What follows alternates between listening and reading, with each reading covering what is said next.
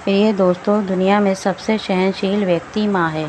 जब बच्चा माँ के पेट में होता है तब लात मारता है, और जब बच्चा पैदा होता है, गोद में रहता है तब भी लात मारता है, और जब बच्चा बड़ा हो जाता है तब भी लात मारने से नहीं चूकता। फिर भी उसके बावजूद उसे माँ कुछ नहीं कहती, कहीं कोई एफआईआर नहीं कराती, पुलिस को शिकायत नहीं करती। लेकिन वही बेटे संपत्ति के लिए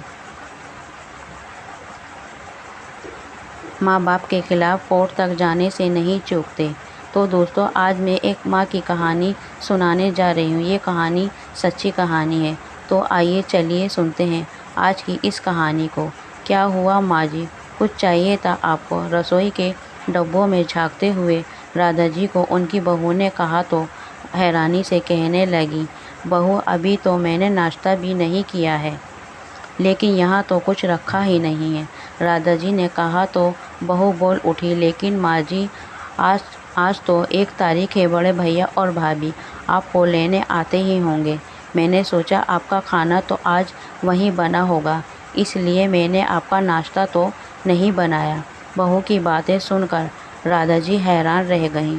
बहू बोली, इतनी हैरानी से क्या देख रही हैं माँ जी? आपका तो हमारे घर में रहने का समय ख़त्म हो चुका है। मैंने कुछ गलत तो नहीं कहा?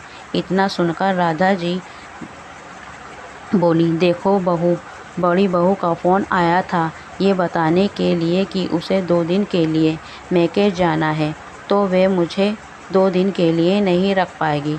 इतना सुनकर बहू आग बबूला हो उठी और बोली, माँ जी आपके दोनों बेटों और बहुओं ने मिलकर तय किया था कि 1-1 महीना हम लोग बारी बारी से मिलकर आपको अपने साथ रखेंगे, और फिर 1 महीने की पहली तारीख को ही ऐसा क्यों हो गया जो उनको मैके जाना पड़ा? मुझे सब मालूम है। ये सब उनकी चाल है ताकि वो आपसे 2-3 दिन छुटकारा पा सकें। ठीक है, यदि आप यहाँ 2 दिन ज़्यादा रहेंगी तो अगले महीने की 3 तारीख को ही यहाँ आना। आगे बड़ी भाभी को 2 दिन आपको ज़्यादा रखना पड़ेगा।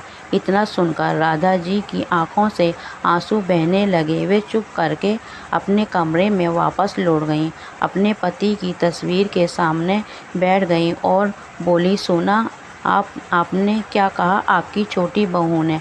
अब मैं इस घर पे बोझ बन गई हूँ। 1 दिन से भी ज़्यादा कोई मुझे अपने पास रखना नहीं चाहता।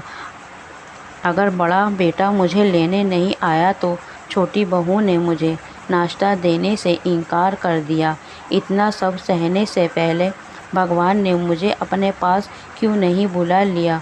बोलते बोलते राधा जी की आंखों से झरझर आंसू बहने लगे और फिर कुछ देर बाद अपने आंसुओं को पोंछते हुए बोली, अब मैं उनसे खाना मांगने भी नहीं जाऊंगी। अगर वो मुझे खाना दे देंगे तो मैं खा लूँगी, नहीं तो भूखे पेट ही रह जाऊंगी। मेरे पास कोई और चारा भी तो नहीं है। वैसे भी भूख प्यास तो मर गई है। इतना ला, इतना लाचार राधा जी ने अपने पति के जाने के बाद भी महसूस नहीं किया था जितना कि वे आज महसूस कर रही थी। आज अपने बेटों और बहू के राज में वे अपने आप को एक ठगा सा महसूस कर रही थी। 2 घंटे बाद छोटी बहू ने काम वाली बाई के हाथ खाना भिजवाया, लेकिन वे खाना उन्हें किसी भीख से कम नहीं लग रहा था। वे सोचने लगी, इतने जिल्लत भरे खाना खाने से तो भूखे मर जाना ही अच्छा। बैठे बैठे राधा जी वर्षों पुरानी बातें याद करने लगी। सोचने लगी, जब बड़े बेटे का जन्म हुआ था, उसके 2 वर्ष बाद छोटे बेटे का जन्म हुआ था, तो सब लोग कितना मुझे बधाई दे रहे थे।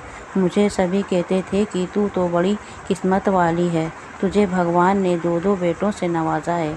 2-2 बेटों की सेवा पाकर तुम दोनों की ज़िंदगी खूब ठाठ से कटेगी, तुम दोनों का बुढ़ापा खूब अच्छे से गुजरेगा। लेकिन आज क्या है कि मेरी ज़िंदगी तो नर्क बन गई है। जब तक हम दोनों का साथ था, हमारे दोनों बेटे हमारी हर बात मानते थे।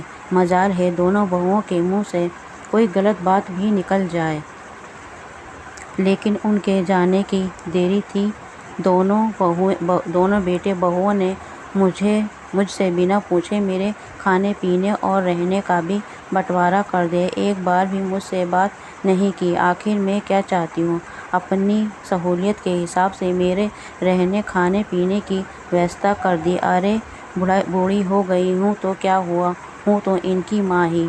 भिखारियों जैसी हालत कर दी है इन्होंने मेरी।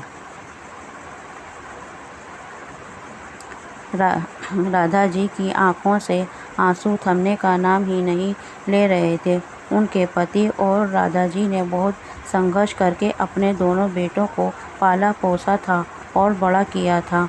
उन दोनों ने अपने बच्चों की परवरिश में कोई कमी नहीं रखी थी। उनके पति की सरकारी नौकरी थी, लेकिन बच्चों की पढ़ाई, स्कूल की फीस और अपने माता पिता की दवाइयों जैसे खर्चों में पूरे महीने की तनख्वाह चली जाती थी। इसलिए राधा जी घर का काम करने के बाद सिलाई बुनाई का काम करती थी और ऊनी वस्त्र बनाकर दुकानों पर सप्लाई करती थी, जिससे उन्हें कुछ बचत हो जाती थी। लेकिन जब दोनों बेटे बड़े हुए तो उन्होंने राधा जी से ये काम करने को मना कर दिया।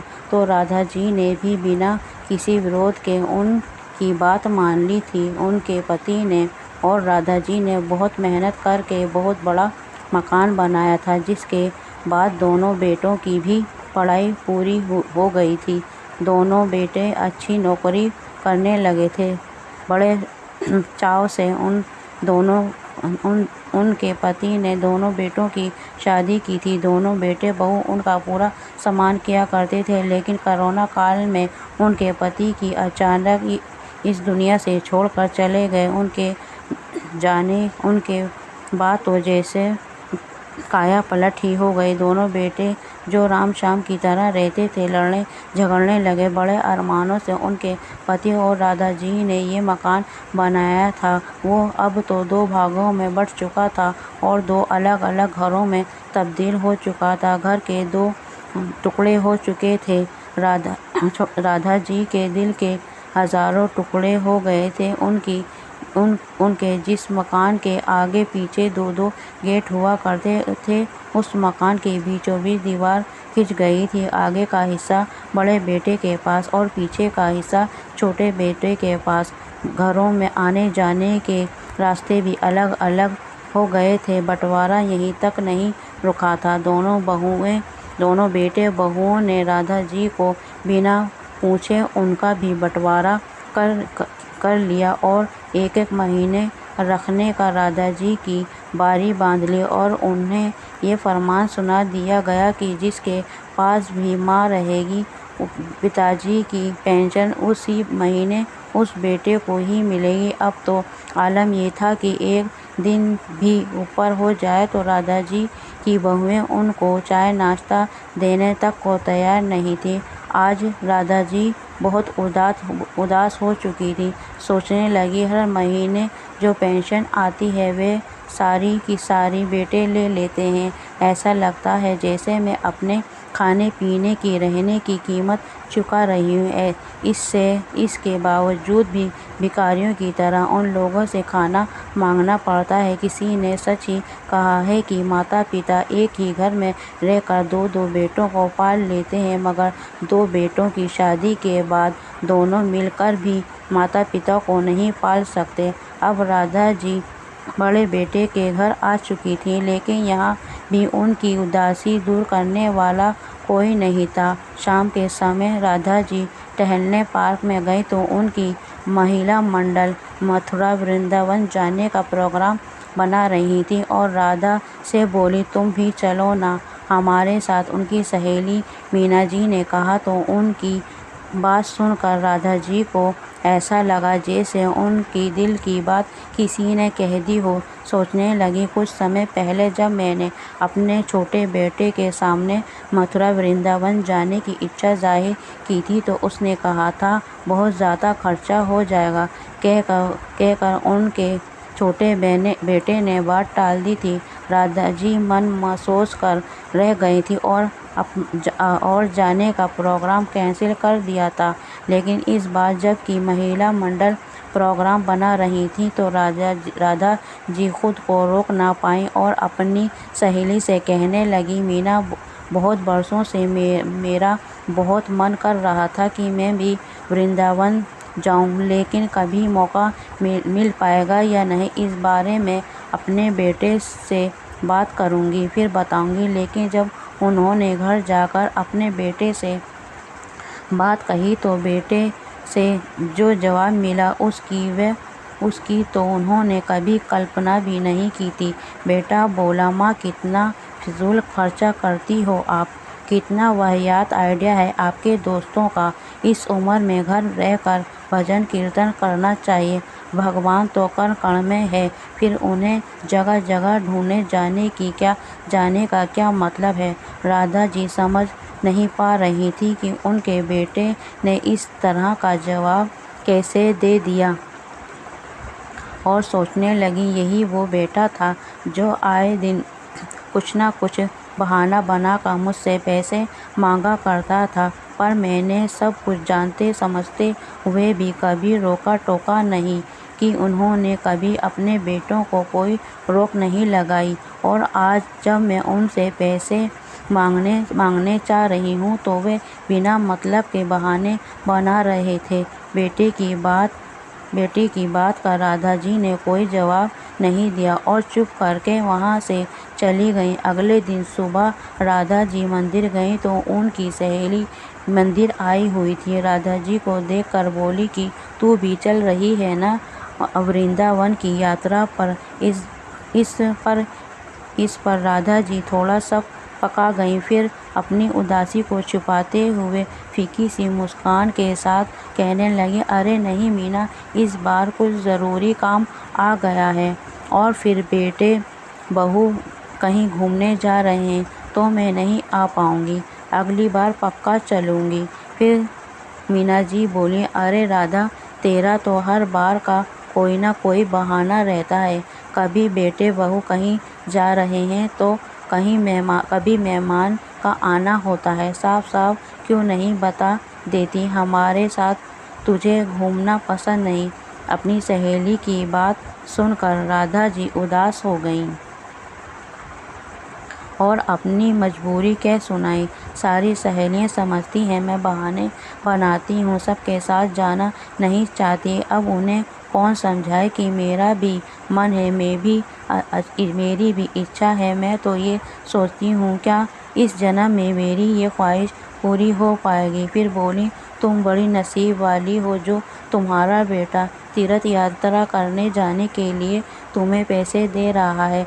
मैं तो अपने बेटे से किसी चीज़ के लिए पैसा मांगूं तो उल्टा मुझे जवाब दे देता है और दो बातें सुना देता है। अब तो अपने ही बेटे के सामने कोई भी इच्छा जाहिर करने से ऐसा लगता है जैसे मैं कोई भीख मांग रही हूँ। फिर मीना बोली, अरे राधा बहू बेटे के मामले में मेरा भी नसीब तेरे जैसा ही है।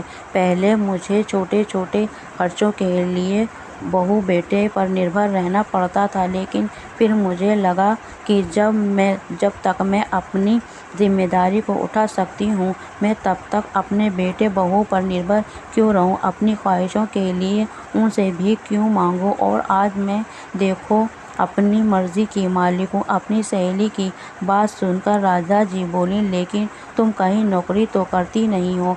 इस पर मीना जी ने हंसते हुए कहा, अरे नहीं, मेरा खाना बनाने का शौक ही मेरे लिए वरदान साबित हुआ। मैंने तो केवल अपने हुनर को पहचान दी है। जब मैंने मोबाइल पर यूट्यूब चलाना सीखा तो मैंने देखा मेरी जैसी कितनी बुजुर्ग औरतें यूट्यूब चला रही हैं और अपने पैरों पर खड़ी हैं। मुझे उन्हें देखकर हिम्मत मिली और मैंने भी अपने पोते की मदद से एक यूट्यूब चैनल खोला और आज मैं आत्मनिर्भर हूँ।